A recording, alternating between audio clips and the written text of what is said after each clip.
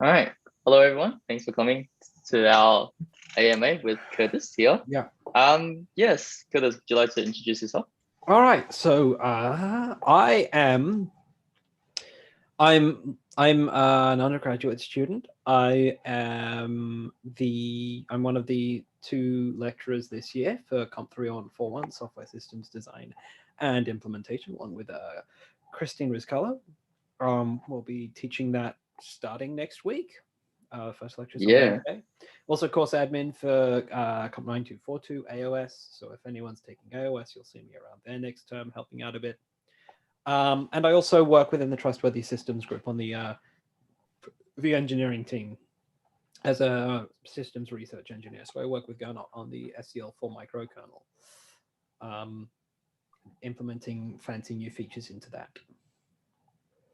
Cool. That's awesome. Yeah, 314 is running next term, and I'm currently enrolled in it, so I can't wait.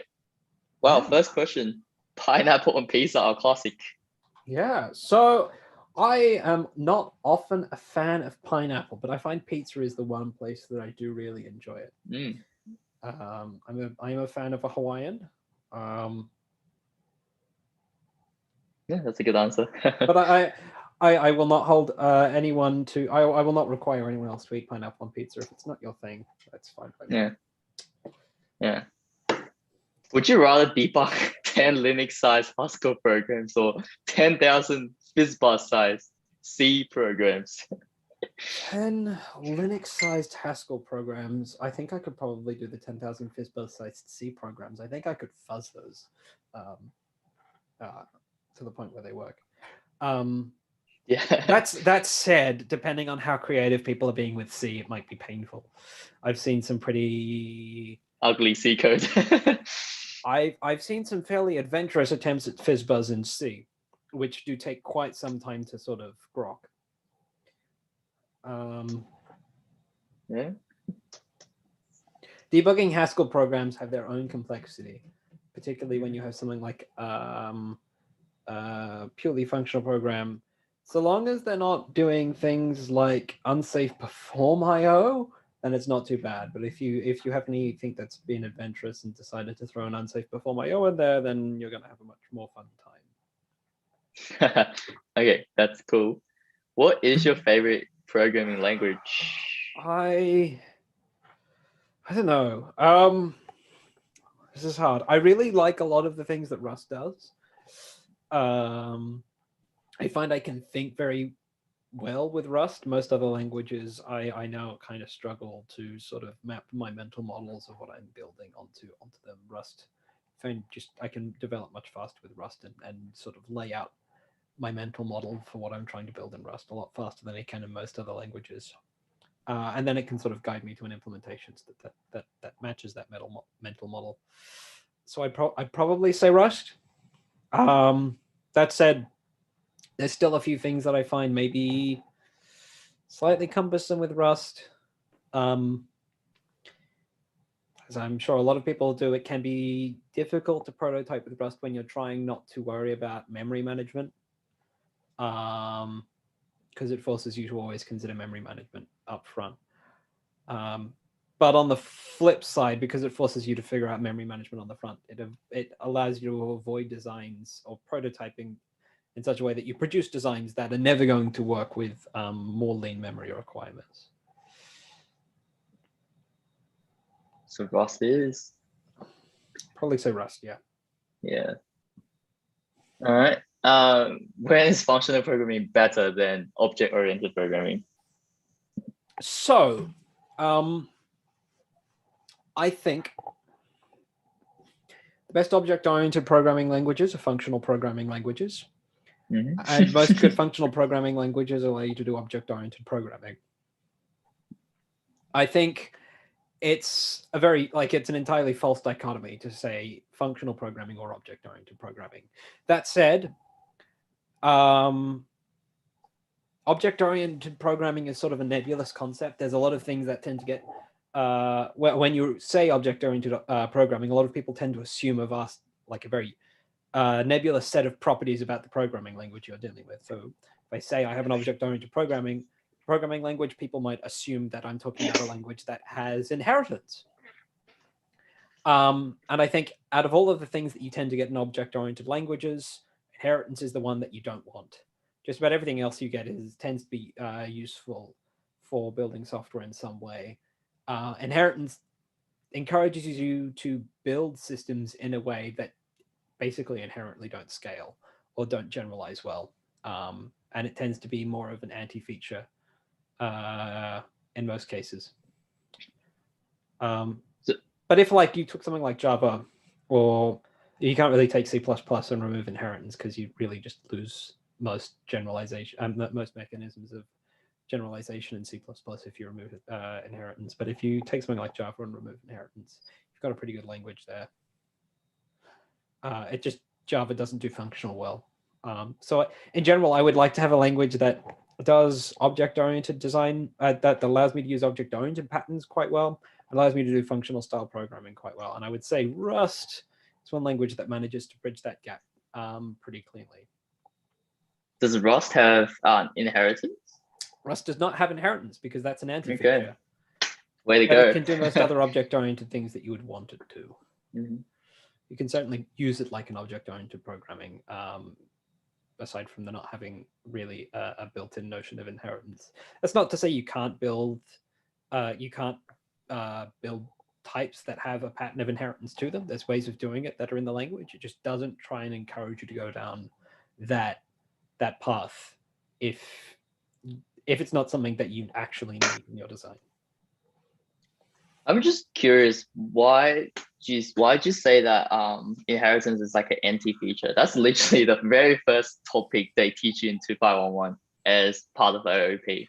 Well, so I think it's a misconception to assume that inheritance is an inherent part of object-oriented programming, because it is not. It's not part of any of the fundamental paradigms of object-oriented programming. Inheritance is unhelpful because it forces you to structure. It forces you just to structure the classifications of your types, the generalizations of your types into trees. Where if I have, say, I have a type shape. One of the classic examples is I have some abstract class shape. I have square and circle implement shape, which means they inherit all of the properties of shape and they implement all of the interfaces of shape. Yep. In general, I don't care about whether or not something is a shape. I care about certain ways I can interact with it, but I don't care about where it fits in a hierarchy. Its position in some sort of hierarchy of types isn't anything that's actually all that useful to me. I care that it implements some subset of interfaces that I know about and that allow me to interact with it in a certain way, and that ensure that when I interact with it in that way, it maintains certain guarantees about how it behaves.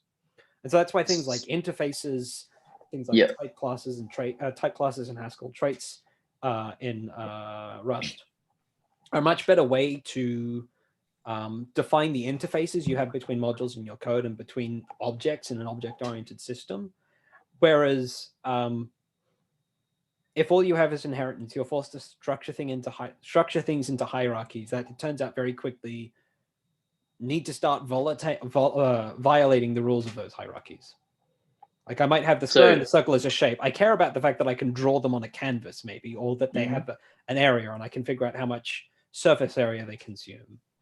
But I don't care about that they're related in that they have like some number of sides, or that they are two-dimensional in some way. Those relations tend not to matter so much. So like instead of inheriting from like a shape class, you just implement a shape interface that has the methods that you need to draw, right? Well, you wouldn't implement a shape interface because it's not really useful in most cases to look at something as a shape. I might have an interface that lets me draw something. Or I might have an interface that gives me some measure of area, if that's what I care about from these things. Okay, I see what you mean now. Yeah, okay, that's interesting. Yeah. If I care about both of these things for like square and circle, they can both implement both of those traits, or as many of those interfaces as I may need. Okay, and C++ doesn't have interfaces, right? That's why like you can't take away inheritance. Yeah. C++ only really has inheritance, which is something that makes it difficult to build systems. Yeah, that's interesting. Well, since you are adminning for AOS and lecturing for 3141, which one do you actually prefer? They're two very different roles. I've Yeah. lectured once for 3141 before. I've been admin for the past 2 runs of 9242. Doing the admin work for 9242 is now at a point where it doesn't require that much of me. It requires a lot getting stuff set up at the start of term, but once term is running, it mostly seems to run fine on its own. So I would say I enjoy the lecturing of 3141 more. I'm a lot more involved with communicating the ideas of the course and teaching students in that. Yeah. Yeah, I think it's more like when you lecture, you get to interact with students, but when you admin, you're probably just like sitting at home making the infrastructure work. In admin, you're mostly concerned with putting fires out, less so than with actually being part of teaching, unless you're also tutoring at the same time. Yeah, that's true. Someone asked, why should I do Comp 3141 if it's not core to CS? So none of the core CS courses from the top of my head that I can think of really introduce much of a notion of anything close to formal methods, I think. And I think that's kind of a pity. I feel like you should at least get a taste out of formal methods from your time doing a computer science course. And so taking a course like 3141 or 6721 is another good one for this. That gives you some idea about how to conceptualize the meaning of your program and relate that to some specification you have for your program. So being able to have some model of how your program behaves and what it should do, being able to relate that to the actual implementation you have, be that in C or Haskell or any language, and being able to have a very strong guarantee of the relation between your mental model, your specification, and the thing you've implemented is a sort of very critical skill in being able to write software that does anything that you might want it to do, even for like stuff that you think doesn't need strict formal correctness. You still want to be able to write software that does what you intended that software to do. Even if it doesn't have to properly handle exceptional cases, you do still want to know that it's going to handle the cases you expect it to be given. And so courses like 3141 give you techniques that don't impose a very high overhead, but still give you a very strong guarantee of that your program is going to behave as you intend it to. Okay, so that's like a definition of formal methods and like verification, somewhat. Yeah, so like a lot of formal methods and a lot of formal verification is dealing with being able to demonstrate that the software that you have implemented, the algorithm that you have implemented, is a correct implementation of some abstract specification some specification you have for that program, and that some set of properties that you want to hold for that program do in fact apply to the thing that you have written and are running. Okay.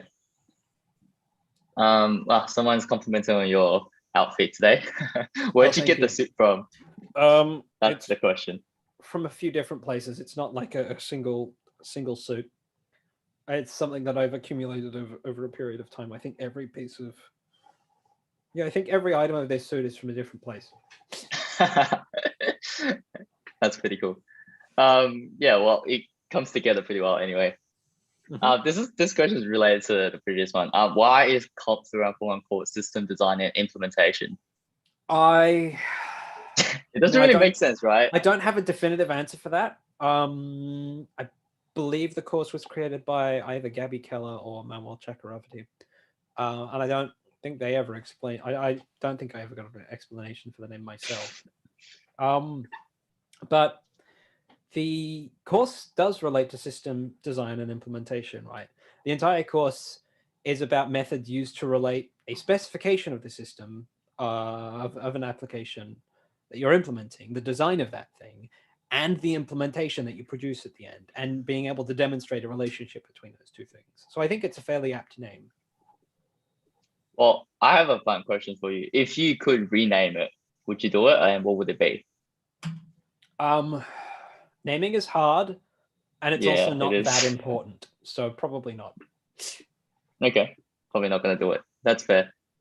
I mean, I think they nailed the course code. Course code at UNSW, yeah. Yeah.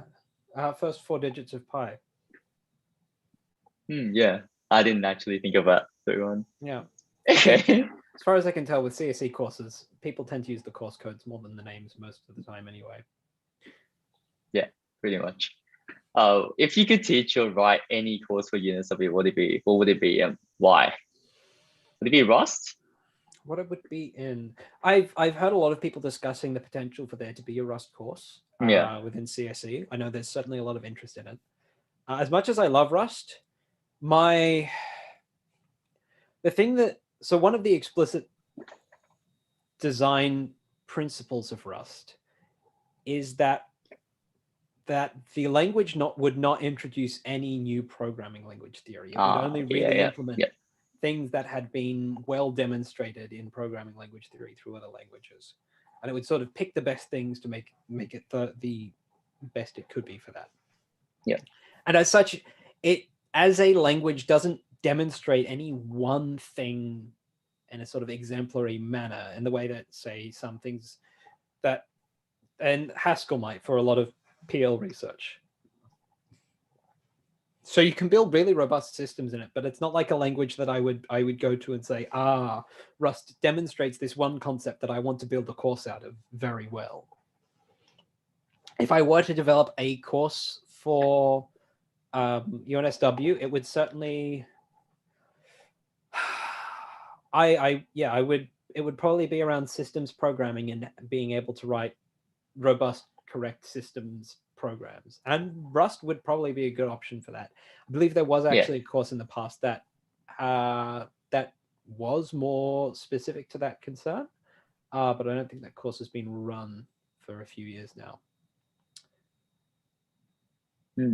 Maybe time to resurrect that course. I think it's really important to write robust systems, definitely.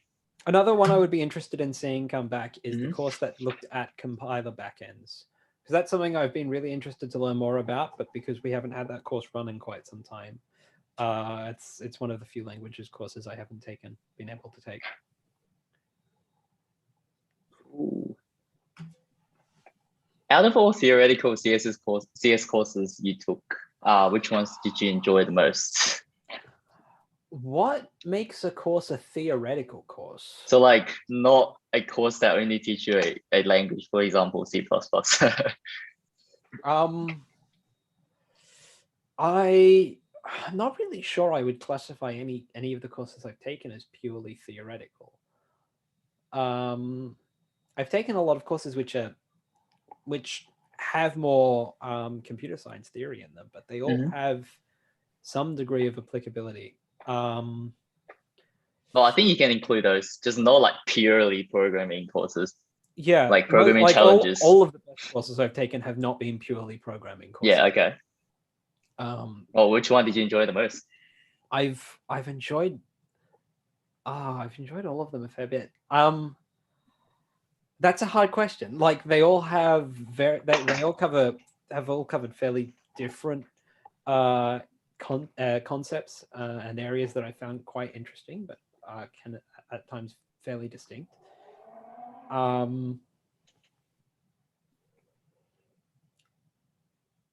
That's difficult. Maybe list a few that you enjoyed. List a few. Yeah.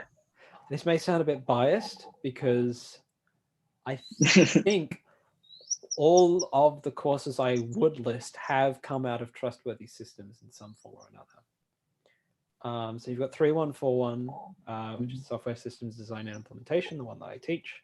3161, I forget what the name of that one is, but you're implementing programming languages there. Yeah. Is it just called programming languages? Yeah, apparently. Okay. Straightforward and to the point, that one. 6721, which is sort of an introductory formal methods. That's informal methods. Highly recommend that course. That was a lot of fun. 4161, which is a advanced topics in formal verification. That one was a lot of fun. But I sort of had I sort of came into that one with some like pre-existing knowledge as to what was going on there, because that deals a lot with how we do verification for the SEL4 microkernel, and it looks at a lot of the techniques that are used there. The systems courses out of Trustworthy Systems, so OS, AOS, distributed systems, all very good stuff. Yeah, definitely. Do you think it's a good idea for students to learn Haskell or C as their first language? We used to do this. This is before I started at uni, but we used to teach students Haskell as their first programming language. And I believe there is a paper that Manuel and Gabby put together on how effective this was and what the benefits of using Haskell as a mechanism to introduce students to programming were. And there were a lot of them, like a lot of students coming into first year computing. You have very disparate levels of experience. You have some students that have never programmed before. You have some that have programmed before, but the vast majority of them never seen a functional programming language, which means for those who hadn't programmed before, they hadn't been sort of, they hadn't come to assume that a programming language was something that was almost always almost inherently procedural. Procedural, yeah. So like it was most programming languages that students coming in are already familiar with, this procedural languages, things like Python, C, where you have a series of statements. Every statement mutates global state, so it can change a whole bunch of things. You're assigning to variables, the valuables of variables change. To people who have never programmed before, that's actually a hard concept to internalize. However, declarative style programming, which is a lot more similar to what you see when you're doing like functions in mathematics, a lot easier to understand. It's a lot easier. It tended to be a lot easier to internalize. For students who had never programmed before, they managed to learn concepts like control flow and recursion fairly readily in the context of a declarative programming language. For students who had programmed before, most of them weren't familiar with a functional programming language, so they had to adjust their knowledge. And so it was tended to be like a lot more students were having to do a lot more work to develop their understanding. And it tended to level the playing field a bit. And it also sort of changed the way students understood what a program was. A program is not necessarily a sequence of steps that a computer follows. And I think that was very useful. I think it's certainly worthwhile doing something like having students learn Haskell as part of their first subject. C, I think is a pragmatic choice in many ways. There are problems with learning C in a first year computing course, because there are a lot of things that can go wrong in C without you understanding that they have gone wrong at all. And the first few years we've changed a lot of our tooling. So first year students, I think, currently use a tool called DCC rather than GCC, which has a bunch of tooling inserted that will catch a bunch of error cases or exceptional cases that a compiler compile time Clang or GCC would compile fine, would run fine, and then you'd have very hard to find bugs if you had something like memory corruption errors. And so I think DCC certainly helped in making C a more appropriate starting point for first year students. But it does sort of reinforce that idea that a program is something that is procedural, which is not inherently the case. Yeah. Would you say it's harder for people to learn functional, like after they've learned procedural, than people who's never done programming before? Yeah, that does seem to be the case. So you've never done programming before. I think it, from what I've read and people I've spoken to, learning functional to begin with tends to be easier. You tend to have code work. You tend to have these programs work more in a way that someone who is new to programming would intuit. But once you've learnt programming through some sort of procedural language like C, Java, Python, you tend to have this assumption that assumptions around things like variables being mutable, which isn't necessarily true in a purely functional programming language like Haskell, and is only kind of true in something like Erlang. Essentially, variables are not mutable in Erlang, but you can reassign to variable names in ways that makes it look almost as though you can. And if you're coming from a procedural programming languages and you see something like Erlang where you can assign a new value to a name that you've already used, the mental model you're likely to have is that I'm assigning a new thing to this variable. I'm changing the contents of that variable when that's not really what is happening. And so some of the effects of that can sort of lead you to sort of have expectations of the behavior of a functional program that are quite different to what the actual behavior is. And I think it's worthwhile for anyone who has become very familiar with declarative languages and procedural languages to also learn a functional programming language, because it certainly generalizes your understanding of what a program is and how a program runs. Yeah, would you say it's harder for example, let's say, okay, the first course people learn is Haskell, and then the next course, it's gonna be procedural, right? And would that make it harder for people who's never done programming before and they just learn function and then they go into procedural? I'm less familiar with it. I don't know as many cases of this. I believe the paper that was put together did actually address this issue, because I believe at the time students would often go from Haskell straight to Java. Yeah. Which introduced its own complexities. OOP. Yeah, I'm not sure if OOP was where some of those complexities was where some of the difficulty came from, or if it was more the procedural aspect where difficulties came from. You can certainly try and pick up a copy of the paper and find it for people if they're interested in reading it. And I can certainly recommend it. Yeah. I suspect it would be difficult to go from functional to procedural, but I think it would be less difficult than going straight to procedural from nothing. Yeah, that makes sense. Oh, what's your favorite non-coding hobby? Favorite non-coding hobby? This is difficult.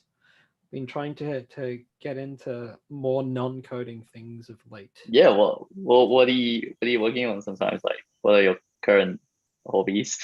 I've been doing a bit of martial arts recently. Martial arts. Yes, unlike most of my friends who did martial arts in high school, I did not. And so I've only recently picked that one up. I do get into a bit of photography. As someone who is both teaching and studying, I don't have a huge amount of time for hobbies. Yeah. I think that's as much of an answer as I have at this point. Okay, martial arts and photography. That's a pretty interesting combo. Yeah. How did you get your job as a research engineer with Trustworthy Systems Group? Oh, so there's a hacker conference that happens every year in Canberra called B-Sides. Oh, yeah. Yeah. And so I was attending that in 2018, and there were a handful of Trustworthy Systems talks happening at that conference. And at the time, I was already somewhat aware of what they did and what SEL4 was and what their goals were there in terms of having trustworthy operating systems, secure operating systems. So I approached Ihor, who is the team lead effectively for the systems engineering team at Trustworthy Systems. He also lectures distributed systems, which is a course I can very highly recommend. I approached him after the talk and asked him if Trustworthy Systems would have any internship opportunities. I met up with him in his office later that week, and he mentioned that Trustworthy Systems does occasionally have, or not occasionally, fairly frequently has students on a casual basis, typically those that do well in AOS, Yeah.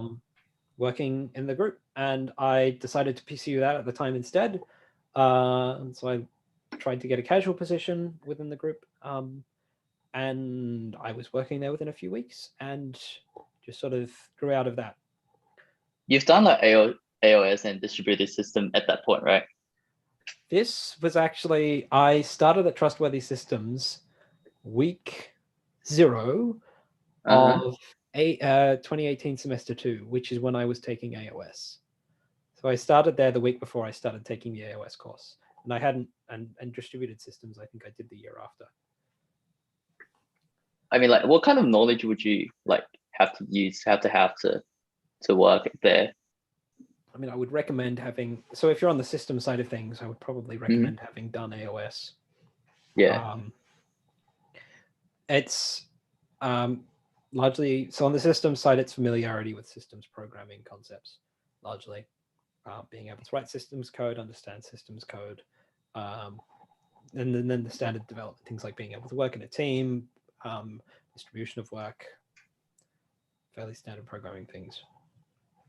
Yeah, okay. If functional programming is so good, why isn't it prominent in the industry? I think poor marketing is largely responsible. That said, there is one functional programming language that did really well, and that's JavaScript. Okay. The creator of JavaScript was originally going to, as I understand the story, they were originally going to present the syntax of JavaScript as a Lisp. And the entire underlying machinery was and basically still is very Lisp-like. And so the underlying machinery is basically that of a functional program. But he was convinced at the time by someone who was working within Netscape to mimic the syntax of Java, because that was the hot new thing at the time. That was the thing that had a lot of brand recognition, was Java, because some microsystems had done a great job of selling that to a lot of people and putting it in a lot of devices that people were trying to write software for. They did a great job on the write once, run everywhere mantra, putting JVMs in all sorts of devices and allowing you to write code that could target anything that had a JVM without having to rebuild your code or target it specifically for that device. And so they ended up making the syntax look a lot like Java or C. But the underlying mechanisms were still very much that of a functional programming language. And this is how you end up with a very strange model of objects of object-oriented. Say strange, it's very true to the sort of classic sense of object-oriented programming. And it does everything you'd ever want from an object-oriented programming language. It just doesn't do them in the way that an object-oriented programming language like Java or C might, C++ might. And that everything is done with things like closure capture, because it's a functional programming language and you can just use closure capture as a mechanism for hiding state. Yeah. And so you can use JavaScript like a functional programming language. And I tend to find it works a lot better when you think of it as a functional programming language than a object-oriented programming language, than a procedural programming language. Oh, yeah, it's object-oriented either way. Like it doesn't matter which way you hold it, it's still going to be object-oriented. Yeah, JavaScript is an interesting language. So I wouldn't necessarily say that functional programming isn't industry standard, and it's certainly becoming a lot more standard in industry with things like React and FRP, functional reactive programming, which was sort of popularized by React. Yeah. And certainly a lot of industry standard programming languages are starting to cater more to a functional style of programming. If you look at the number of programming languages that have adopted the concept of closures and lambdas within the last decade, I sort of think that indicates just how much the concept of functional programming language styles is sort of pervading into other programming languages. Yeah, that's good to know that like functional programming is getting more and more popular in the industry. Yeah. I think what's successful isn't necessarily an indication of what is good. Yeah, definitely. Which courses do you think is hardest at CSD? Ethics. As someone who's taken a few difficult courses, yeah, probably ethics. AOS gets touted as being one of the hardest courses at CSE. I think that assessment of it is, in some ways, quite fair. In some ways, it sort of makes it seem a lot more terrifying a course than it really is. It certainly requires you to utilize a number of concepts and certainly deepen your understanding of those concepts in order to get through the course. But if you can keep up with the course content, you'll do quite well in that course. It certainly requires you to have an understanding of a good number of concepts that you would have covered in courses like 1521 and 2521, data structures, algorithms, low-level systems programming. But I wouldn't necessarily say it's as difficult as it sort of seems to have a reputation as being. I mean, what other concepts are you talking about? I don't know, like virtual memory kind of stuff? Yeah, you have, it's virtual memory, file systems, devices. It turns out implementing device drivers is not nearly as hard as you might think it is. It certainly wasn't as hard as I thought it would be. I thought it would require immense amounts of arcane knowledge, and it turns out it's just you read a document, you figure out how a piece of like how the device memory is laid out, you just push values into that and wait for okay. It's actually very straightforward. Someone asked, what is a research engineer? What do you actually do? So there are research projects that happen within the Trustworthy Systems group on SEL4. Two notable ones of recent ones that I've worked on. Mixed criticality scheduling, which is, there's a whole project around making, extending and changing the scheduler within SEL4 to be more appropriate for real-time systems like avionics systems, where you have where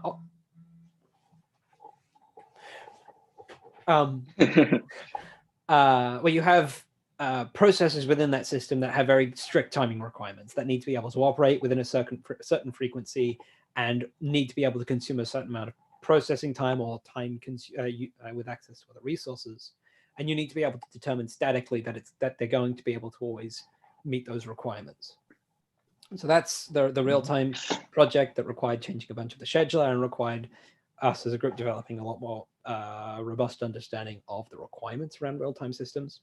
And then the other project that I've been working on is timing channel mitigation mechanisms for microarchitectural timing channels. So I think it was, is it the start of 2018? Two very big microarchitectural timing channel vulnerabilities in x86, and basically most modern processors were found. That were Meltdown and Spectre. One of the authors of those, one of the authors on both of those papers was Yuval Yoram, someone who was part of the Trustworthy Systems group, which should not be so surprising, considering that we'd actually been working in that area. The group had been working in that area for quite some time, and this was before I had joined the group. But these microarchitectural timing channels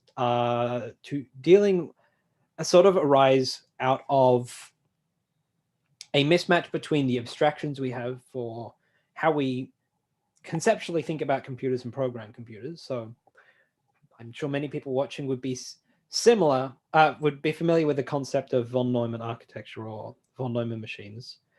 Maybe not by name, but having seen them as a concept of you have this machine which has a set of registers, a bunch of memory that it can write to. It can read and write values from registers. It can update values from registers and put them back. And these microarchitectural timing channels arise when you have a mismatch between this abstraction of what we imagine the computer processor works like and how the processor actually works. Like, you don't just have this one block array of bytes that you can write to. You have this hierarchy of memory and buffers that move things between slow memory and fast memory out to RAM into caches. and a whole bunch of communication channels that have internal state that you can't control. But when you're writing things as a programmer, you don't actually get to control much of what happens there. It's all sort of hidden from you to give you this view that what you're dealing with is something very similar to a textbook von Neumann architecture machine. But because all of these underlying mechanisms that you have no control over, that aren't really visible to you, do have state that depends on the program that you're running and you're executing, when we then go and share this processing unit with another application, so I have two processes which I keep switching between and I allow them to execute on the same CPU,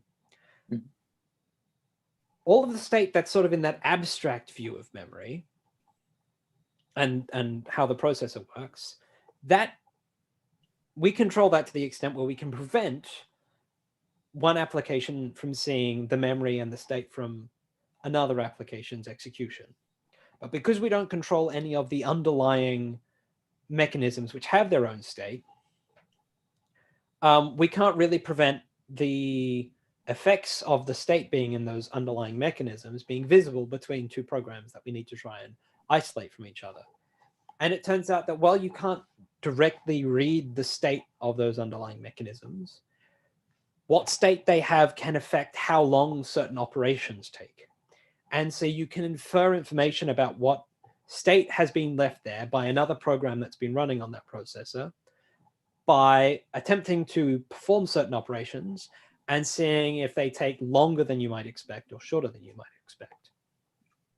And you can do this to such a point where you could leak the contents of a key that's been stored in the memory of another process that is doing something like encrypting data or unencrypting data with that key from a process that's meant to be completely isolated from it, purely by seeing, as this thing is doing encryption and decryption and accessing that key, what effect that's having on the underlying state in the microarchitecture, which is why they're called microarchitectural timing channels. They are channels that are accessible via timing operations that allow us to read state hidden within our microarchitecture, within our processor implementation, that tells us something about the execution of something that we shouldn't have access to. That's a separate process. And so we have a bunch of mechanisms that we're implementing in SEL4 that don't necessarily give us direct access over all of that state, but that allow us to partition it in a way that we know we're not sharing it between two different applications. And so my job as a research engineer is I'm not necessarily doing any of the formal verification work associated with these research projects. I'm certainly supporting that formal verification work with my understanding of the underlying mechanisms, my understanding of the systems involved, and helping those who are doing the formal verification work build models that properly reflect the systems we're trying to prove statements of security about. And then I'm also responsible for implementing those mechanisms in the C kernel and working on the implementation in the C kernel, such that it reflects the high-level model, which we can say, make statements about security about. So we might have a high-level model on how these underlying mechanisms work, how the mechanisms we use to control and partition those mechanisms work. And on that high-level model, we might say, we have a proof that shows that for this model, if we partition our system in this particular way, we know that these timing channels won't allow any sort of communication or spying from one process to another. And then what I do is I take that model and sort of apply it to the real world implementation of the processor we have. It was a very long-winded response to that. Research engineer is just engineer involved with research in some way. I don't think there's really a concrete notion of what a research engineer is. Yeah, but apart from research, you still like write code, implement stuff, right? Not just like doing very research. Much so. You are still doing the engineering part. Yeah, it's just I think that's what they're trying to context of research. So rather than necessarily writing something with the goal of making a product that people use based on well-established concepts, you're trying to explore new concepts and doing the engineering work associated with that exploration. That's not to say what you produce won't be used in a product or won't be something that people can take and use. But the intent there is to explore new ground. And there is still engineering work associated with that. Yeah, and it may be used like in the future if it's like, I don't know, successful or something. Yeah, I think that's a pretty good summary. Okay, where do you see or hope to see yourself in 10 years? 10 years is a long time. I don't really know where We can make it 5. 5. I don't really know where I want to see myself in 1 year, to be honest. I would like to be having a good impact on the world. I would like to be working. I would like to be contributing to some project which is hopefully improving the security of software that is built by people in general in some way. I hope to be having a good impact with that. Yeah, that sounds good. Someone wants to know what your favorite assembly language is. Favorite assembly language? Well, it's not x86. Get that one out of the way. ARM has become pretty complicated, more so than it needs to be. I like RISC-V, and I like MIPS is pretty good. RISC-V is very similar to MIPS in a number of ways. Those two are pretty good. I'm quite a fan of RISC-V and the way that's going. RISC. Okay. Okay, awesome. Nope, that's that question.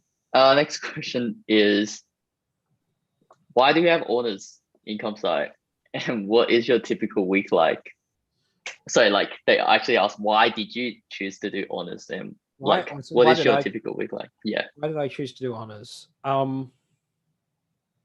I work within a research group, and I was working within a research group before I completed my bachelor's. And that sort of encouraged me to consider whether or not I wanted to pursue research.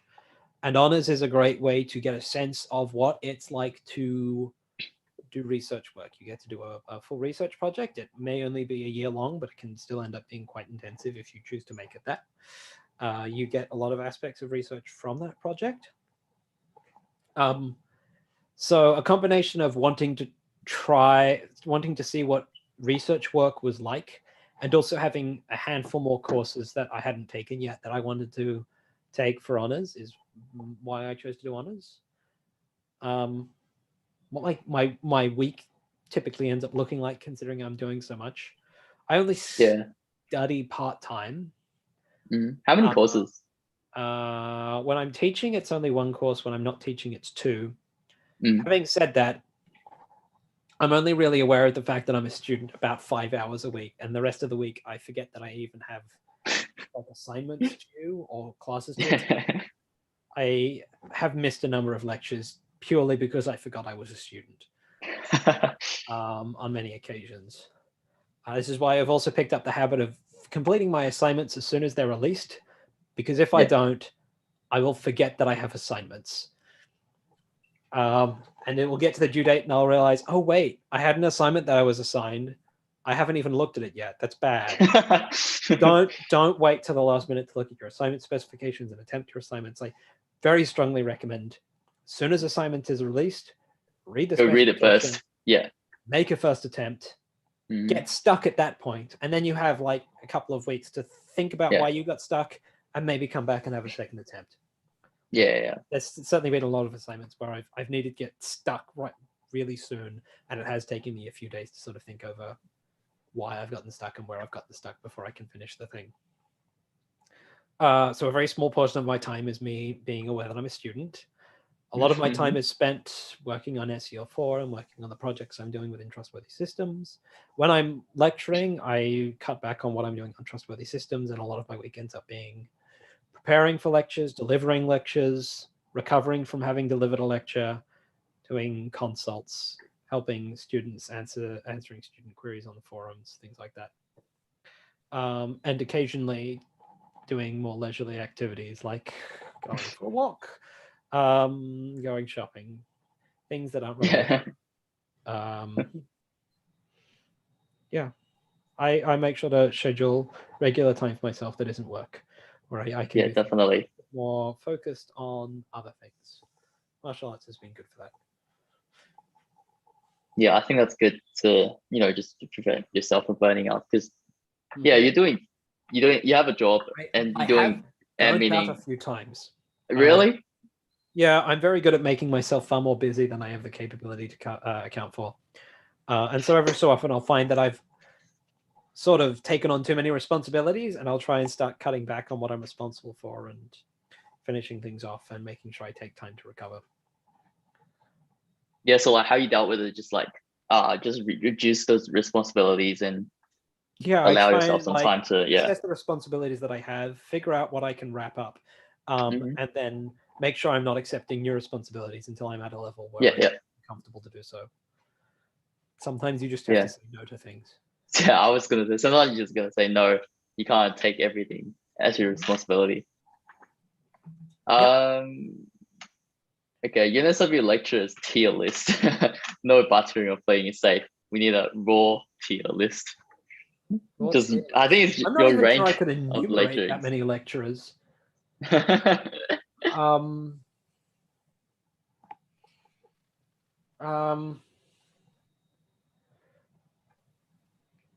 yeah, I'm not sure I can. I'm not sure I can give much of a response to a UNSW lecturer's tier list.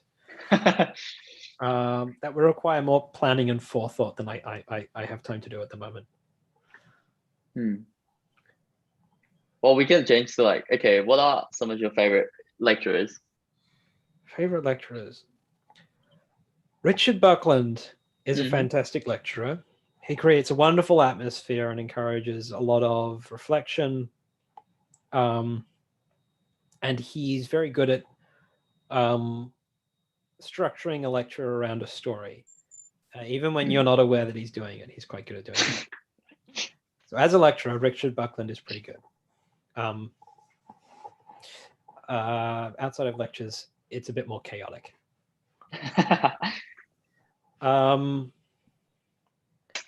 Other good lecturers. It's hard to equate lecturers or compare them. They all have very different styles. Yeah, that's true. Like, I think Andrew Taylor is someone who I haven't had many lectures with. I think the first few lectures I had with Andrew Taylor were it took me a while to sort of get used to the way he delivered lectures.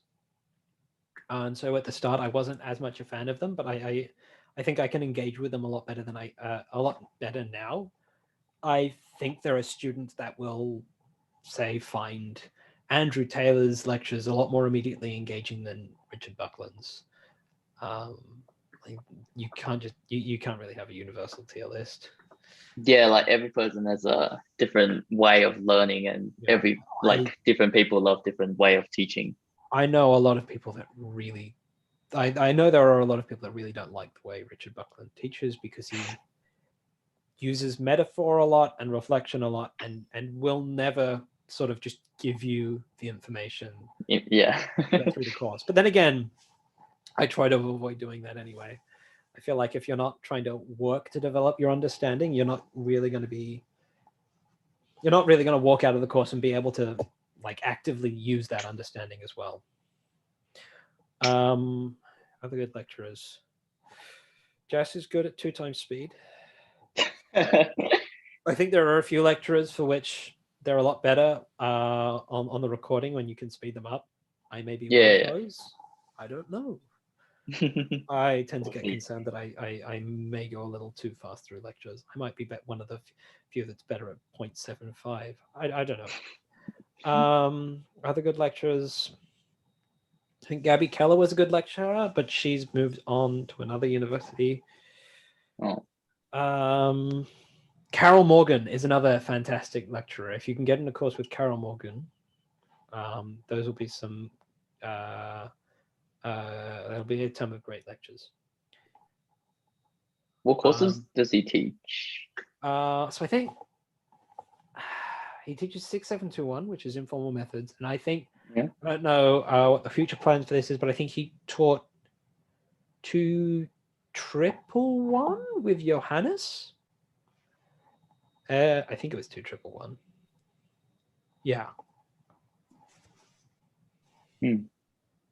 That's the Sench core courses for Sench, I think. Yeah, I think so. Yeah. Okay, so that's a lot of good lectures. Do you intend to pursue a PhD? If so, or in Australia or abroad? That's a question that I get asked a lot. I don't have immediate plans to pursue a PhD. I wouldn't rule out doing a PhD, but it's not something I want to immediately jump into as soon as I graduate from honors. I don't have any concrete plans to do a PhD. Yeah. What is one piece of advice you would give someone doing a CS degree? One piece of advice. Yeah. I think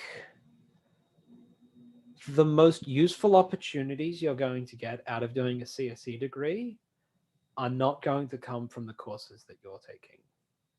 The most useful opportunities that you should be looking out for, that you should be trying to make sure are available to you, are those that are sort of adjacent to taking the degree, things like being involved in societies, things like personal projects based on the stuff that you've learned through your courses. If you have just taken a course, say I just took a databases course, and you're like, I could implement a database. I wonder what's actually involved with putting a database together and making one work. Go and do that. Try it and see. It doesn't have to be something that someone's going to use, but if you can identify a project that you think is going to help you solidify your understanding, that is going to test your knowledge on something, and that's going to require you to extend your knowledge on something, that's something you should be looking to do. If you can do that in a way that it involves other people from CSE, if you could do it as a group, I can recommend doing that. If you can find opportunities such as tutoring, I find tutoring is a great way to reinforce your knowledge, and it's a great way to get a much broader perspective on what makes you valuable coming out of university, and what will make you valuable, what makes you a good contributor once you leave university to whatever community you become a part of, is not going to be the grades you get out of courses. It'll be a lot of the, some of it will be the content you get out of and understanding you get from the courses. And we try our best to make sure the grades reflect that, but the grades themselves are not the thing that you're trying to get. You're trying to get a deep understanding and the ability to apply that understanding. You're trying to get the ability to work in a community, work in a team, contribute to that community, and develop yourself in the context of that community. So looking for opportunities to do all of those things, many of which are not going to come from the courses themselves. Those are the things you really should be looking for in a CSE degree. And I think CSE has certainly historically been a great place for those sorts of opportunities. Yeah, to summarize that, just don't focus on only your courses. Look for opportunities around you while you're at uni. Yeah. If you broaden your perspective that's a really little bit, good you'll start to see a lot of things that are around that you can join in on. Yeah, I agree. Yeah, that's a really good advice. Thanks for that. So next question is, who is one engineer or researcher you love to collaborate with? I would Please love don't to say collaborate Linus. with. Oh, please don't say Linus. I'm not sure I would like to collaborate with Linus. Seems a little abrasive. I think he's aware of that. I mean, they say don't meet your heroes, don't they?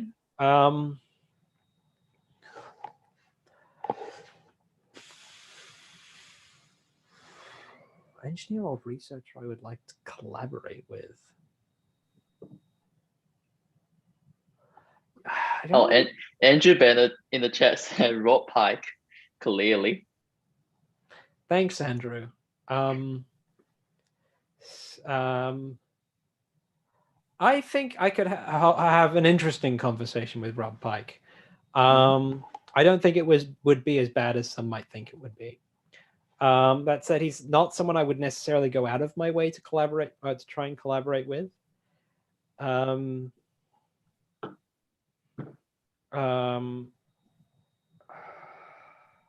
I'm really not sure. It's an interesting question. Yeah. Just trying to think off the top of my head what the options even are. Like, I don't tend to see research or engineering getting done and think that's something I want to collaborate with. That's not really where I sort of get my inspiration from, I guess. Okay. Cool. What's your favorite week in Comp 1511? That would be okay. That would be week 5 of Comp 1511 as it was run in 17S2, which is strings week. Okay, I think you know what I mean. That's what there is a specific reference there. So for reference, yeah, okay.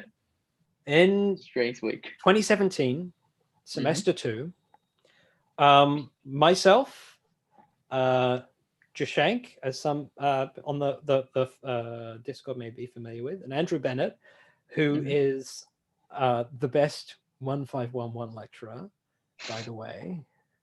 I'm sorry, Mark. And with the help of a few other people, we ran 1511. And we managed to collaborate on running 151 really effectively. I'm actually amazed at how well it worked, given how many of us were contributing to that. Week 5 rolled around, and I realized that I had some spare time. And the way that we were structuring labs and tutorials for that run was each lab would have a large set of tasks that you completed. There were some warm-up tasks which were optional, but were recommended if you were new to programming, and would provide much simpler examples to work with that you could do on your own. And then there were lab tasks, which were to be done in pairs. So you did pair programming, and those often built on the simpler examples from the warm-up tasks. And then there were some extension tasks, which you could do on your own or with anyone else. Warm-up tasks and extension tasks, not really marked. Lab tasks were marked. You were to do them in the lab and do them in a pair. For Strings Week, I realized I had some time on my hands. It was like week 4 of term. Week 5, we would need to do strings. And so I just started making examples. And I didn't really grasp just how many different tasks I'd managed to make for Strings Week. And it looking, if you were one of the students who started that week, and you were just like, what's in store for this week's tutorial? What are the warm-up tasks that I should do before coming into the tutorial to look at them? And there were, how many of these are warm-up? 1, 2, 3, 4, 5, 6, 7, 8, 9, 10, 11, 12, 13, 14. 14 warm-up tasks. 1, 2, 3, 4, 5, 6, 7. Now we're counting advanced tasks. 10, 11, 12. 12 pair tasks to be done in the lab, and 3 challenge tasks.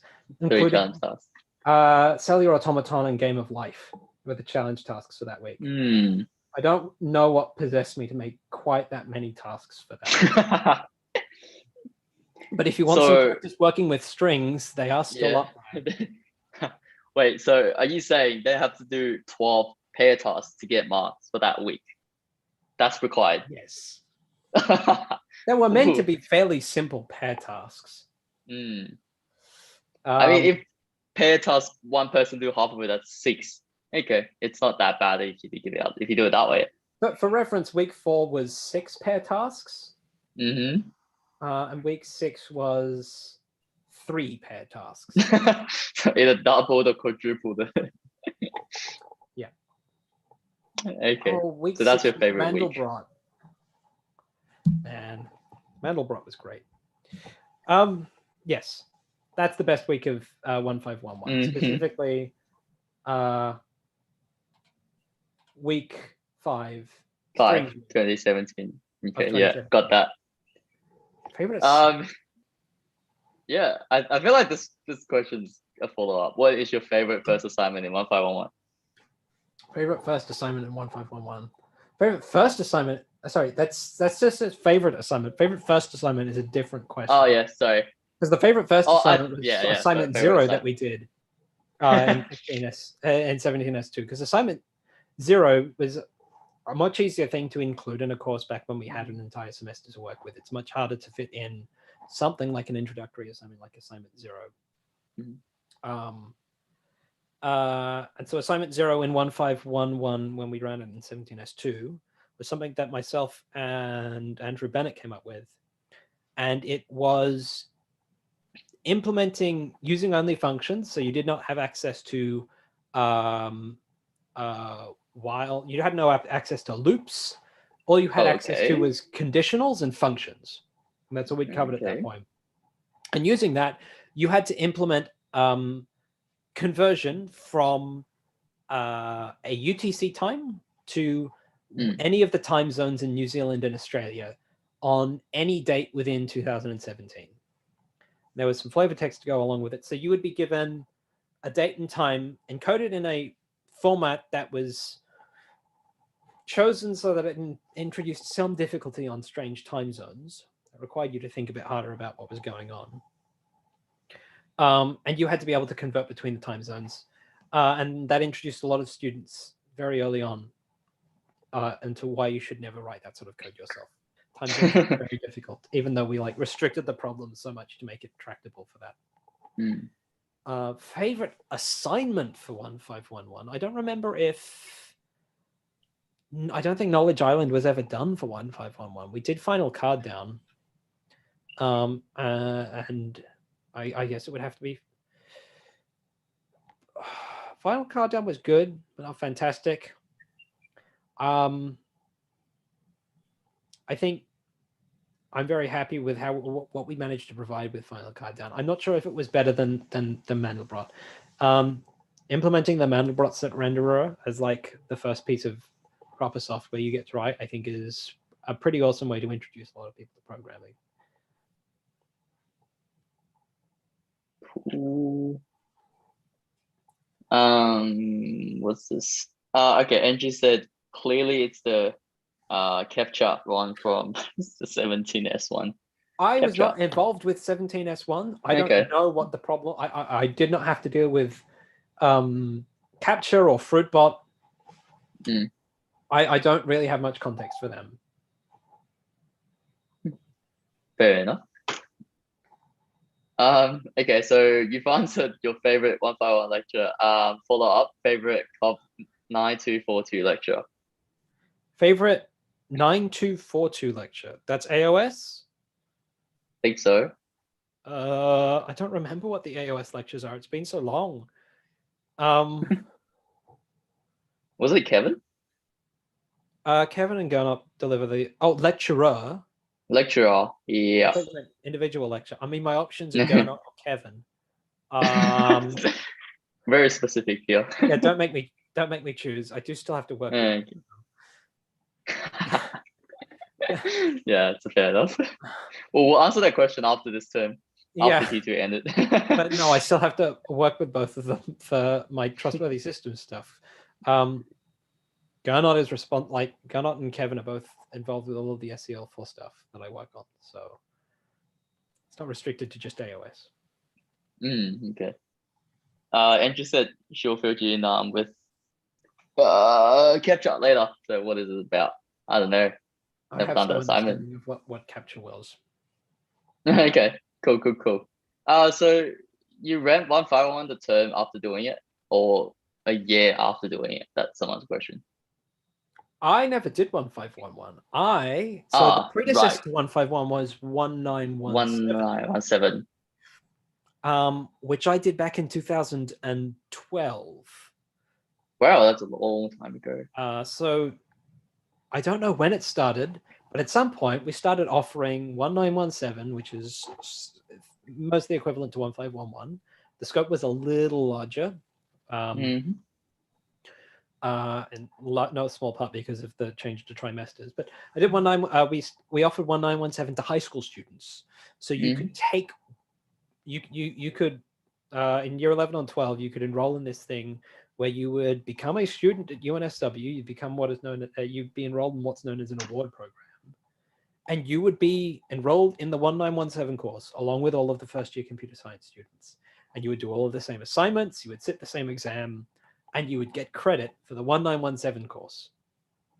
And doing that in high school really opens your eyes to what it's really like to actually learn something.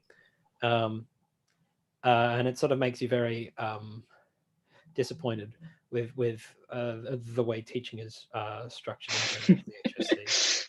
Like, at no fault necessarily of the people who have to deliver that teaching to you, but like the entire way that that HSC system is structured leaves a lot to be desired from someone who is actually trying to develop understanding and learning from it. And being able to do something like 1917 was like mind-blowing. So I did that in 2012 when I was in year 11, then year 12, and then I did a 2-year traineeship or something. And so it's not in 2016 that I actually started uni. And then in 2017 is when I was doing the 1511 with Jashank and Andrew. Yeah, that makes sense. So that was like HS 1917, right? That's HS 1917. Yeah, that's right. What feature would you add to the Linux kernel? I would add one that disables 90% of all of the system calls permanently. All of the bad ones. Oh yeah, a lot of like legacy system calls, right? Yeah. You only need one system call. Which is? Call. Allows you to invoke allows you to invoke another thread. You don't need any other system calls. So I just get rid of the rest of them. Do you have a favorite video game? Do I have a favorite video game? Oh dear. Wow.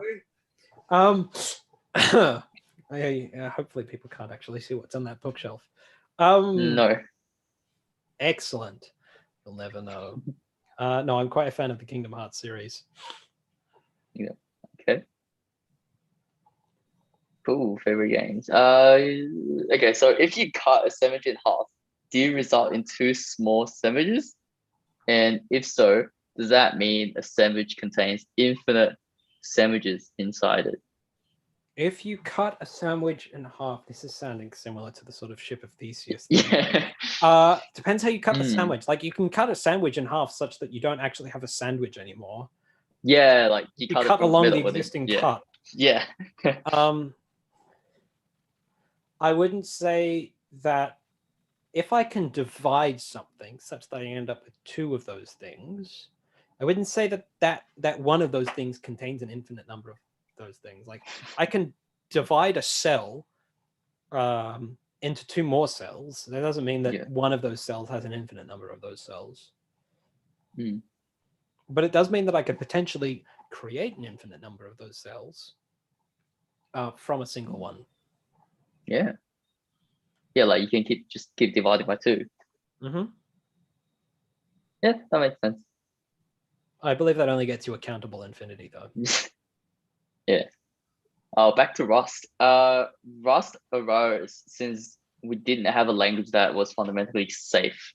It's seen a lot of popularity. Like, do you see other space that was why Rust arose? Yeah. And it's not true that we didn't have functions that were programming languages that were fundamentally safe. Java is a safe programming language.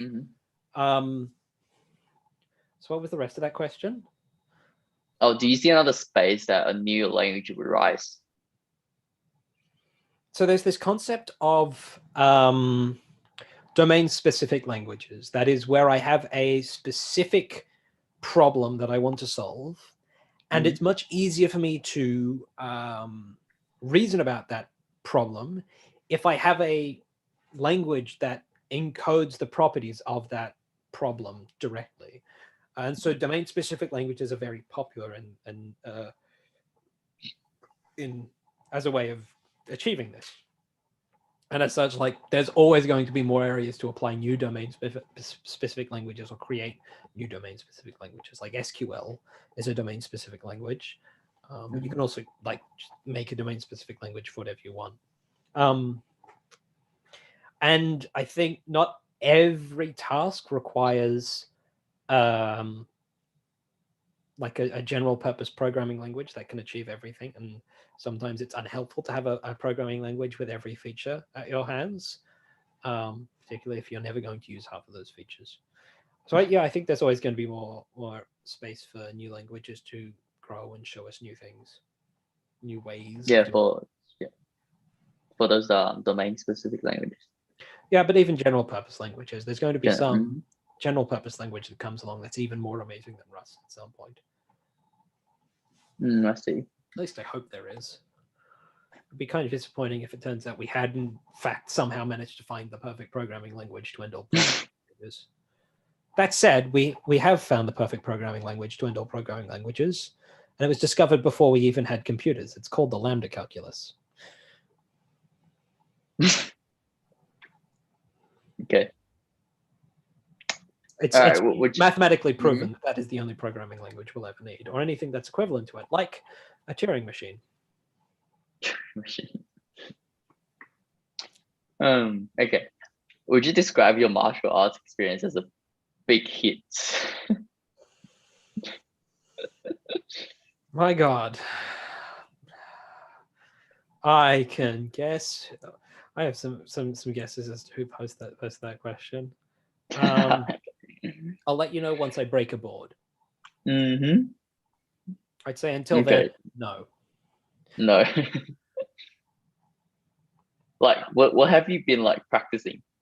So the two martial arts I've been practicing are Kung Fu and another kind of Kung Fu, which is Tai Chi. Tai Chi. Yep. So that's what I've been working on. Interesting. Okay, 2 questions. Should OOP be core for CS? Should Java be taught at UNSW? I don't have any compelling reason to say Java shouldn't be taught at UNSW. It's a useful language. It's certainly a language that has a lot of application. And it's not a terrible language as far as OOP goes. It's not necessarily the language I would choose to teach OOP in, though. What would you have chosen to teach OOP? Rust? Probably not. Like, you can do OOP in Rust. It doesn't really encourage you to do OOP as much as other like very OOP heavy languages do. I wouldn't say I'm familiar enough with the more classical OOP languages like Smalltalk or Ruby, which I believe is very much OOP in its design, but it's not statically typed. That's another thing that a lot of people, I think, sort of assume comes along with OOP is a notion of static typing or strong typing. I think it certainly makes sense to have some courses in CSE taught in the context of Java. Do I think OOP should be core? I think you should certainly come out of a CSE course with some understanding of what the characteristic properties of object-oriented programming are. And I think that's something we can still improve on. I'm not entirely convinced that the way we currently teach OOP really impresses upon students what the characteristic properties of OOP are and why they are valuable as a tool in developing programs. But likewise, I think the same should be true of functional programming patterns. Not in any sort of sense of contrast, because these are two very orthogonal concepts. They do not in any way exist to negate the other. So I certainly think that you should also get to the end of a CSE course and have a decent understanding of functional programming patterns and why those are useful. And how you can apply those to most programming contexts to sort of generalize and generalize and design the code that you produce in ways that maybe OOP can't. like they both exist to sort of act as a way of making modular code and separating concerns. That the way they achieve it is very different, and the way they achieve it can certainly complement one another. Yeah, I agree with most of it. We really answered that. Do you think they should replace Java with C++? Okay, yeah, that's a follow-up question. No. No? That's an easy one. No. Why not? C++ is C, but with more foot guns. Bigger foot guns. I think Java does at least give you a good sense of what object-oriented programming is. C++ gives you way too many things to understand and comprehend before you can sort of piece together any sort of concrete notion of object-oriented programming. There is so much you have to get there is a lot more you have to get your head around before you get to a point of understanding the specific thing that is object-oriented programming in C++. Maybe that's why 6771 has a prerequisite of 2511. Maybe. So you have to learn, you have to learn Java OOP first, and then you do C++. Quite probably. Yeah. If you couldn't do CS, is there another field that you would like to go into? If I couldn't do CS? Yeah. Like, what is another field that you would like to go into? I don't know. Maybe electrical engineering. Very obvious answer. Another obvious answer: linguistics. Philosophy and logic. That's the one. Pure logician and philosopher. That's what I would do. Interesting. Do you see much change coming to how we code in the future with AI and machine learning becoming more versatile and capable? No. Yeah. Okay. I think AI and machine learning can augment a lot of things, but there's this fundamental problem of things being undecidable. And in general, producing a program that implements some particular formal specification is an undecidable problem. It is inherently something computers are bad at.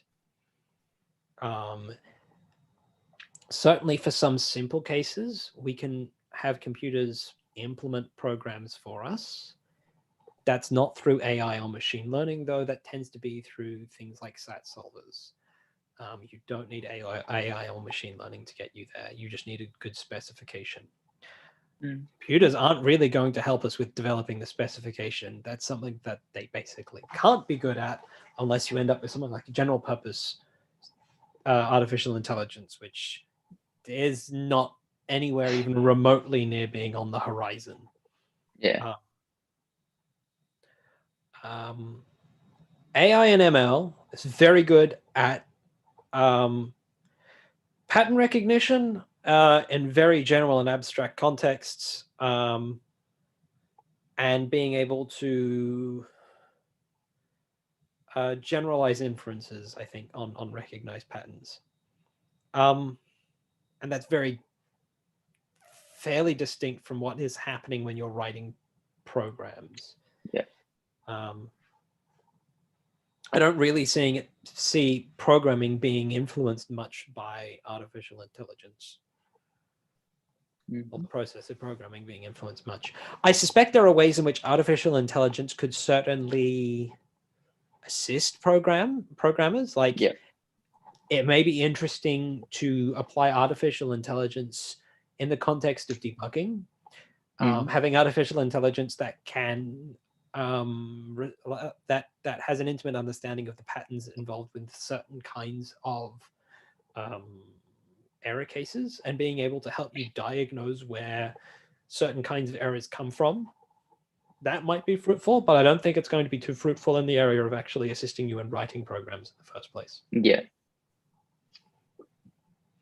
What is your favorite tech topic that you could talk to anyone about? Probably the Lambda Calculus. Well, you can talk about it.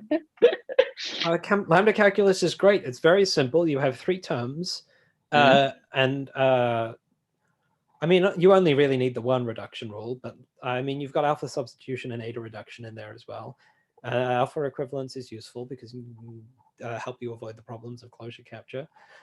I'm sure I could take anyone with a moderate understanding of mathematics and walk them through the Lambda Calculus and get them understanding programming in through that. That's cool. We just ran out of questions. There's a few different things I can talk about. We're actually out of questions. Yeah. Well, you can talk about Lambda Calculus now. I could. I've been writing a thing that.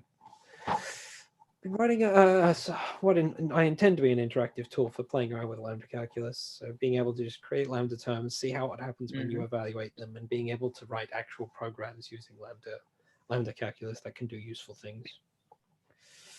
We just pop the question though. Okay, this question is: do you think a CS degree is required to work in a computing field? No, I think the skills that are required to work effectively in a computing field, in programming and software development, software engineering, I don't think there is anything that is inherent to those skills that mean that they can only be obtained through a university level degree in computer science. I think there are myriad ways that you can develop those skills. Definitely. I don't even necessarily think that a CS degree is going to be the best way for everyone to obtain those skills. There are certainly going to be alternatives that work better for some people. Yeah, like boot camp, like if people, because a degree is like 3 years, but if you want to get in fast, a boot camp is like for some people. It depends what you're trying to get out at the other end. Like a boot camp is designed to give you a very different sort of set of skills and understanding to what a computer science degree is going to give you.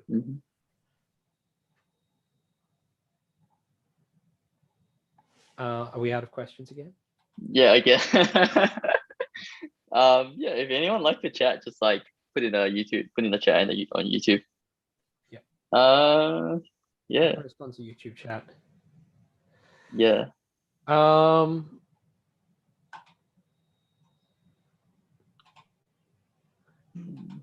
Strings in C are meant to be simple. Meant to be simple. I mean, the programming problems were meant to be simple. Is there one question you want us to ask you? We didn't. Yeah. Okay. I'm a little brain dead. I can't think of any questions that haven't already been asked.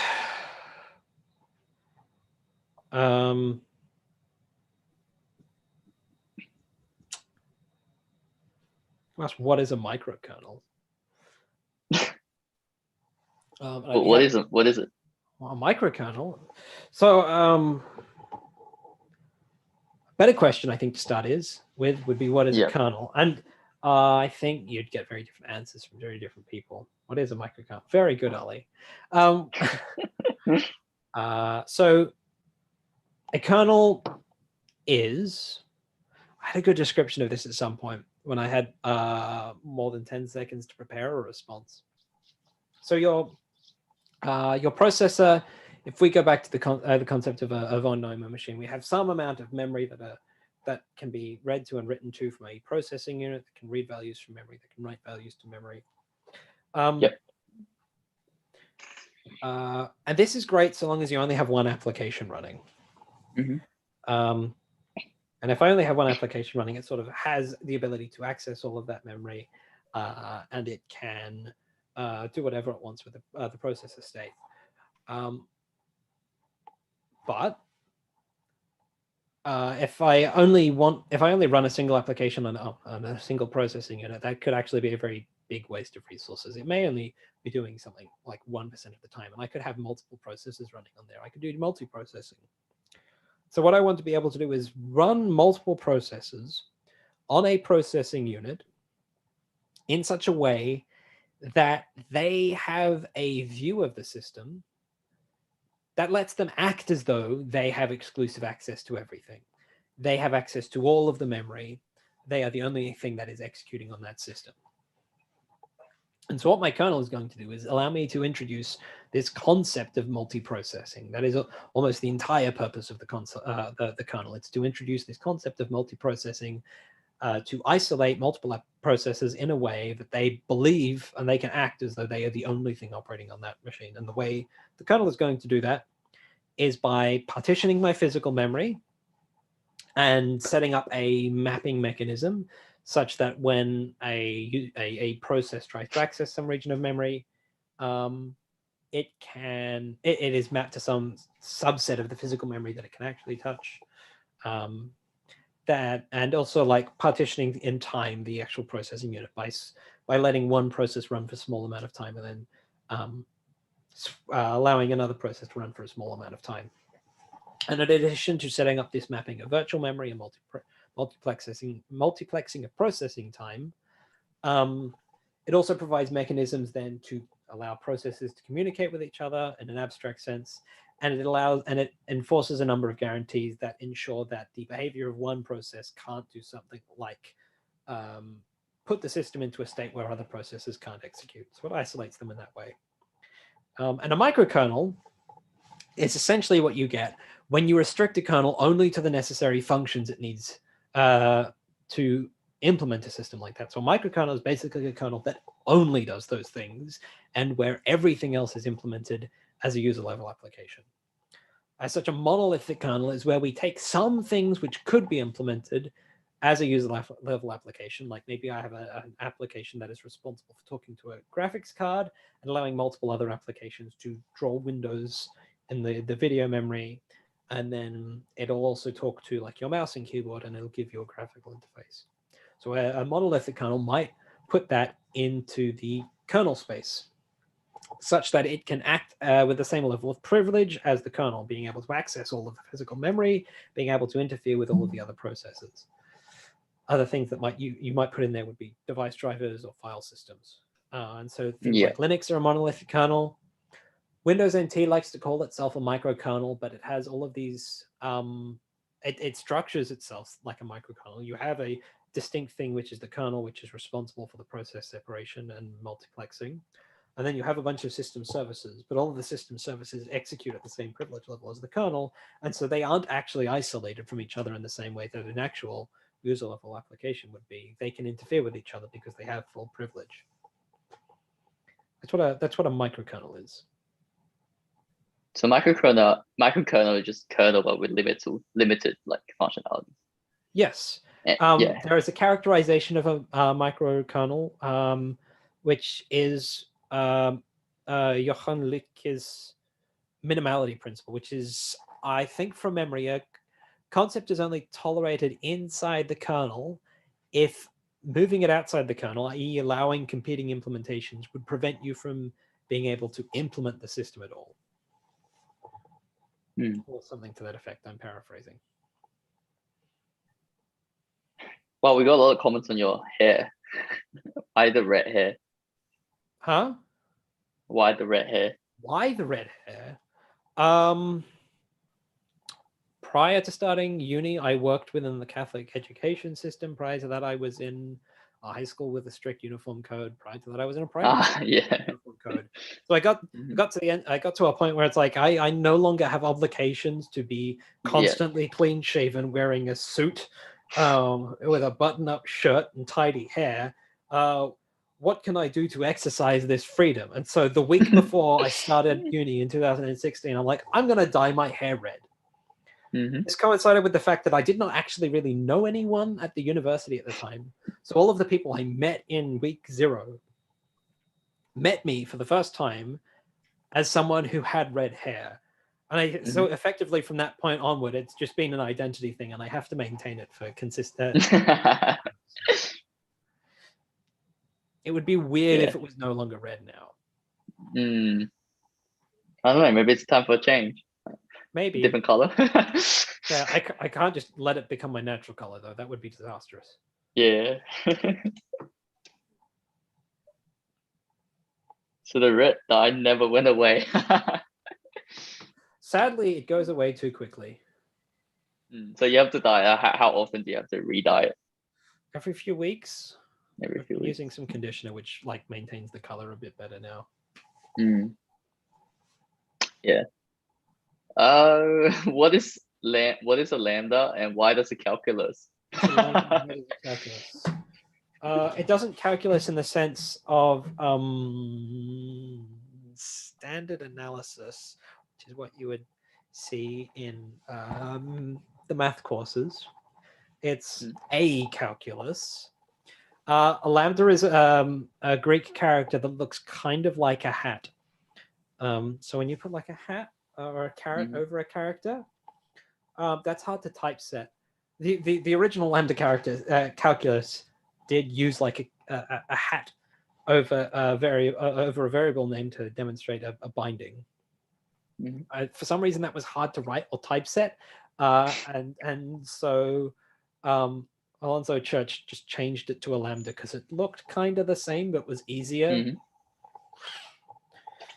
And that just indicates that you have a function that is going to bind some value to a name, and then an expression that is going to refer to that name and should refer to whatever value is bound to that name. That's what a lambda is. That's how it calculus is.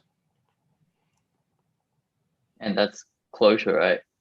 When you have variables bound to it. It's closure when the expression also refers to variables outside of the function, and it captures those bindings with it.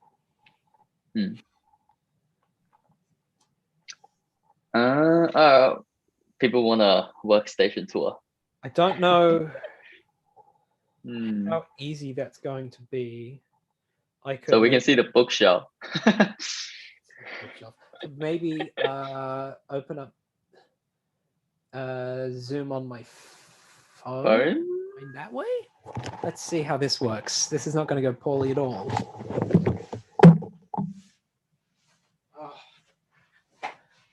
Hopefully there's nothing confidential on my disk. I don't think there is. There's some disks. Excuse me while I figure out how to use a phone. All right, you asked for it. We got it. Okay.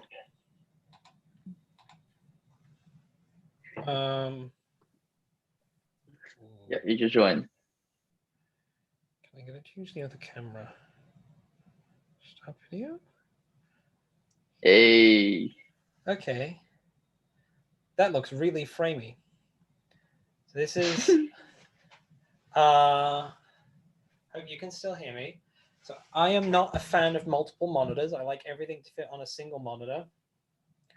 That is just sufficiently large that I can have like 6 terminal windows open without worrying too much. I do use a second monitor, which is my laptop, and I work primarily from a laptop now. I used to have multiple different computers, which have ended up like over here. But it turns out just having a single computer to work from all the time is pretty good. I have some nice lighting that bounces off the wall behind the monitor to keep my face nice and well lit. What do we have? We have like a USB dock. ThinkPad docks are great. They don't use display link, and so they don't mangle your display output. This is an audio interface. This is why I sound so good. What else do people want to see? I have a mechanical keyboard. I used to have a K70, but that was way too wide. So now I have something that is not quite so wide. And they're browns. And highly recommend trackballs. Much more ergonomic than your standard mice. And then several clickers for doing presentations and whatnot. And notepads and writing implements everywhere. Is there anything else that people wanted to see? How do you use a numpad if you don't have a numpad? ThinkPad. Huh. There's the chat. How do I Yeah. use a numpad if I don't have a numpad? I've never, and all the time I had a numpad, I never touched it. ThinkPad crew from the shake. Yeah, I own a laptop that is almost identical to the one that Jashank and Andrew have. They have more memory. Yeah, I know. I had a numpad, and I found that the only effect of having a numpad on the end of my computer was that it made my mouse harder to reach, and it caused me to have my hand in an angle that caused RSI more often. And so I just got rid of the numpad, and it turns out I never needed it in the first place. The real question is, how do I use VI on a keyboard that doesn't have a tilde? Or how do I, program without a tilde easily accessible? And the answer is with some way too many keys. Wait, does the mechanical keyboard doesn't have a It's very key? It's very compact. It has an escape key which requires like a 3-button key combination to do tilde or backtick. That doesn't sound fun. How do I use VI without tilde? With multiple key combinations. Yeah, key bindings. Yeah. Well, no, it's just how the keyboard implements the function row. Bookshelf tour. Bookshelf tour. Okay.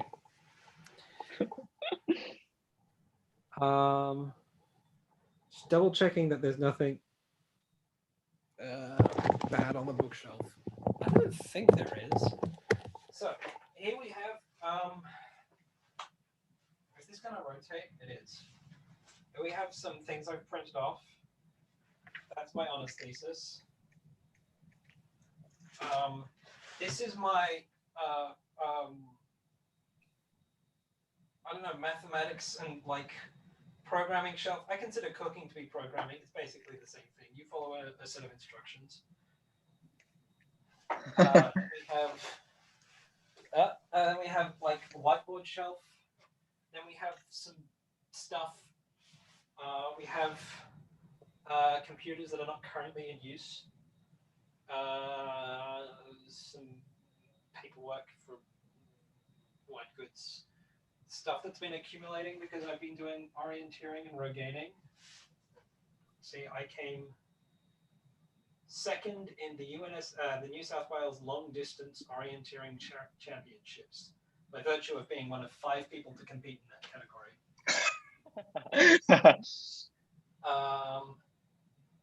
There's the keyboard. There's another keyboard. Here is some light reading. I've not actually read more than one of the books on this shelf. Here is some other stuff and some more other books, some board games, and some boxes of things, and then from there it's just sort of stuff. It's my very uninteresting bookshelf. Is that satisfactory? Does that live up to the hype? People also ask, do people actually read the book in the bookshelves and stuff? Have you read all your books? No, I have not. I have the the C++ standard library as a book there. Why would I read that? The question is, why would you have textbooks from? I think the first year of computer science was the last time I ever actually got the textbooks for a course that I took. The algorithms in C books that I've never opened that I got for 1917.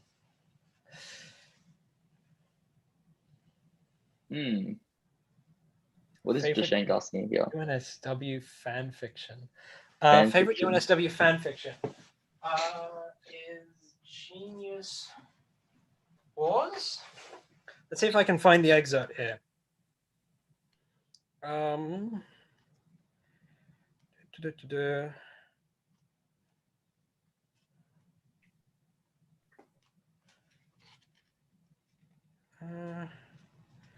Is this the right one?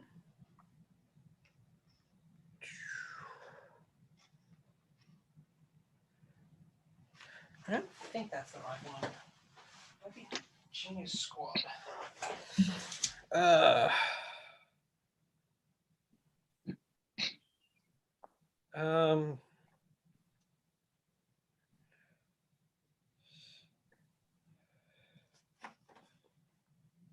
This will be good when I get to it. Okay. It'll be worth this sort of weird.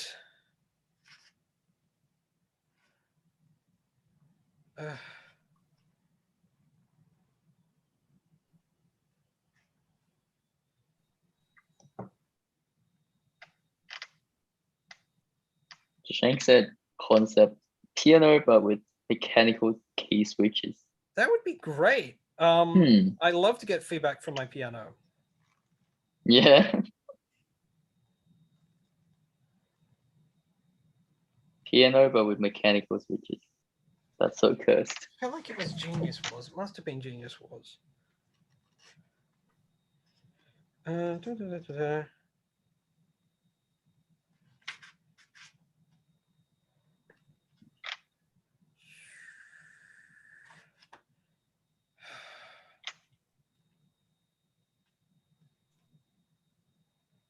Someone just said amazing bookshelf that you have there. It's an all right TV. It's an all right bookshelf.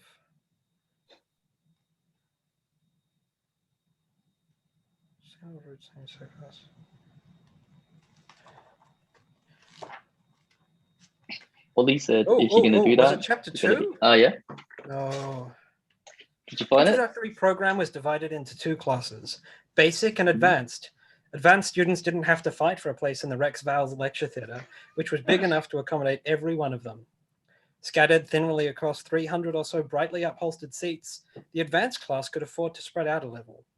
At times, however, Cadell almost wished that he belonged to the larger group. There were so many basic students that they never asked to move down to the front, please. Cadell would have felt less conspicuous in a crowd like that. He would have found it easier to keep a low profile, and he could have chosen a seat up the back without attracting any kind of attention. Not that he was intimidated or scared of being caught out. He didn't find the coursework especially hard, but he preferred to keep a low profile because he wasn't sure how much his teacher actually knew about him. Although the campus admissions office knew everything there was to know, Saul Greenius had insisted that certain aspects of his foster son's background remain completely confidential. Cadell had even been enrolled under Saul's name, Greenius, despite the fact that the adoption process was taking a long time. Skipping some chapters. Nevertheless, he had a funny feeling that his teacher knew something about him, something more than just his name and student number. Richard Buckland was in charge of introductory programming. He'd been given the tricky job of coaxing several hundred budding computer engineers through the first year of their degrees. Despite the size of his class, however, he always seemed to remember who Cadell was. And occasionally, when Cadell asked a question, Richard's benign regard would become rather more intent than usual. Had Richard been told the full story, or was he simply impressed by the insightful nature of Cadell's questions? It was hard to decide. What was all that stuff about traffic lights, Hamish worried, as he sat down beside Cadell in one of the middle rows. Why didn't you mention it to me? No. Something about hacking into traffic lights. But all at once, Richard Buckland appeared, laden with technology, and Hamish couldn't risk uttering a word. Even a whisper would have been audible in the sudden hush. Richard dumped his laptop on the podium, where various plugs and cables allowed him to connect his computer to the theatre's audio-visual system. He was tall and bespectacled, with a neatly trimmed brown hair and an open, genial, squared-off face. He wore a baggy old t-shirt over jeans and sneakers. For a minute or so, he flicked switches and pushed buttons, peering back at the big white screen on the wall behind him.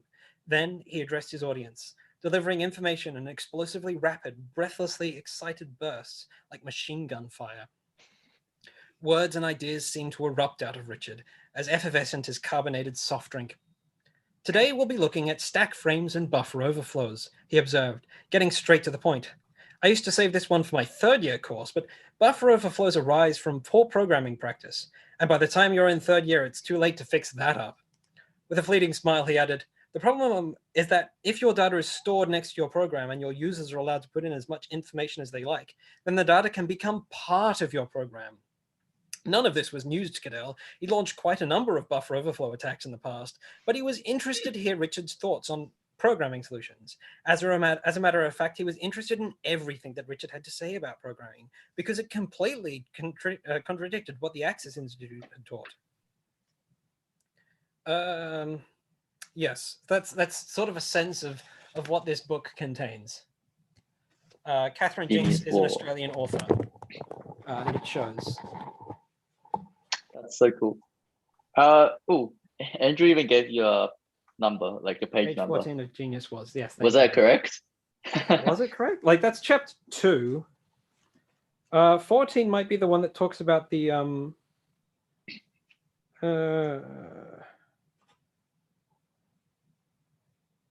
yeah, 14 doesn't look quite right. Oh yeah, 14 was where it started, yeah. Ollie was surprised that there were actual books about UNSW. I think it's just the one, really. Yeah, I should probably get that book. That sounds interesting. So this is actually the third in a series of 3 books. So the first is Evil Genius.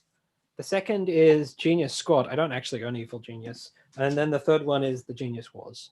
They're all right. I did read them when I was in high school. Also, they throw someone down the stairs in K-17. Just saying, do you still have PTSD? Have you ever considered getting into the audiobook industry? I have not. But you get to hear my wonderful voice throughout 3141. Yeah. Taking it. Yes, there's also a section in there wherein Richard talks about style. We got another question in Slido. Do you have any fun? Do you have any fun sex sock stories? I have not been that intimately involved with sex sock stories. Yes, security, yeah. So yes, I used to be the so in my first year of in my degree in 2016, I ended up being the CTF head for the Security Society. Wow, first year. Yep. This was when I think Andrew Bennett was what's the president? I think Andrew Bennett was the president at the time. I ended up becoming the CTF head, and so I managed to participate in a single CTF before becoming the CTF head. I still don't think I'm that good at CTFs, but I have now got some experience in putting them together. And then I ended up being the secretary for the Security Society. That time I don't really have any particularly amazing or interesting stories, though. Just that putting CTFs together requires a lot of effort and wrangling a lot of people to get stuff done. Yeah. Another question is, how did you learn Rust? How did I learn Rust? So in 1917, when I took it in 2012, and I think several years before and several years after, the assignment 1, which was the second assignment you did in the course, first one, the original assignment 0 that I did when I took the course was, I forget what assignment 0 used to be. But assignment 1 was implementing the something to render the Mandelbrot set. So we gave you a script that was just a JavaScript frame that would take tiles, sort of like you would for like navigating a map, and it would allow you to navigate the Mandelbrot set at any Zoom level. And what you had to implement was an HTTP server. We gave you some starting code to do this in C that produced bitmap images for each of the tiles of the Mandelbrot set at any Zoom level as this thing navigated through it, which was a lot of fun. So when I was looking to learn Rust, I was looking to implement something that I already knew how to do in another language and could mostly transliterate to Rust. So the thing I chose to do was implement something that rendered the tiles from the Mandelbrot set. So I re-implemented my code from that in Rust. And then I could develop that and work on that and adjust it to become more idiomatic Rust, which caused it to change quite a bit. And I found it very useful to start with something that I could already program, a program that I already knew how to implement in another language, just so I could like get a basic grasp of how to do very standard things in Rust before being able to apply things that are more specific to Rust to my style of programming. And then from then it was just like finding random projects to do in Rust.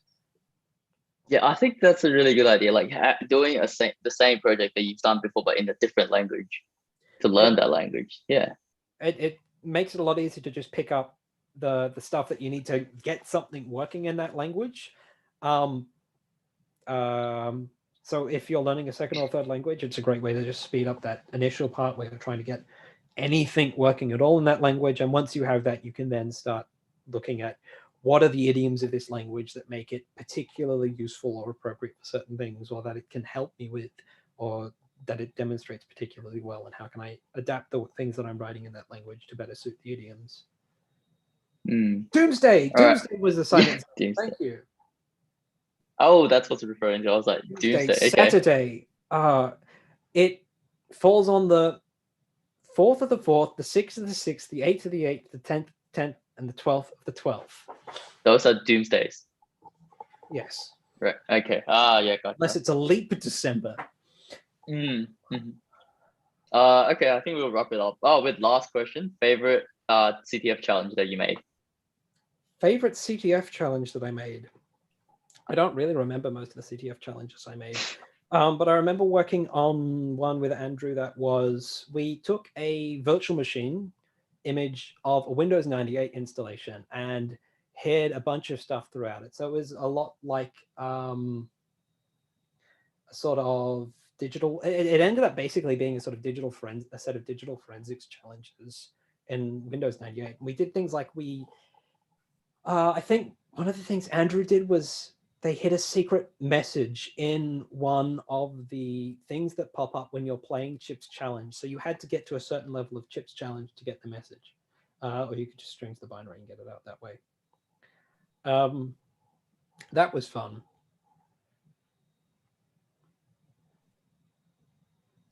Yeah. Okay, we'll wrap it up here. It's already awesome. 8. I hope it's been a lot of fun.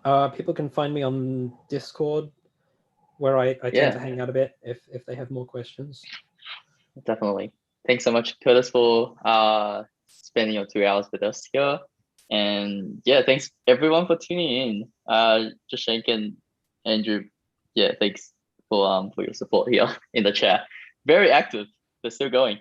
All right. Yep. I'll end